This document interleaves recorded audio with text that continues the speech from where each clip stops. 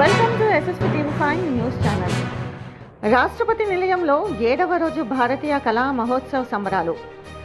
ఈశాన్య భారతదేశ సమృద్ధికరమైన సాంస్కృతిక వారసత్వాన్ని మరియు వైవిధ్యాన్ని ప్రోత్సహించేందుకు రాష్ట్రపతి నిలయంలో నిర్వహిస్తున్న భారతీయ కళా మహోత్సవం యొక్క 7వ రోజు పూర్తయింది.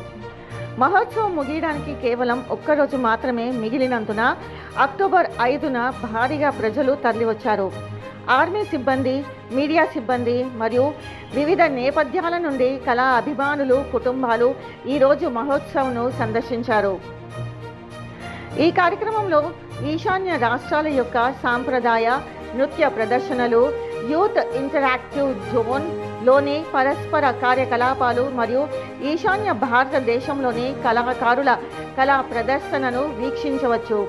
సందర్శకులు మరియు ప్రతిభావంతులైన కళాకారులతో నిమగ్నమై సంప్రదాయ కళలను తెలుసుకోగలరు.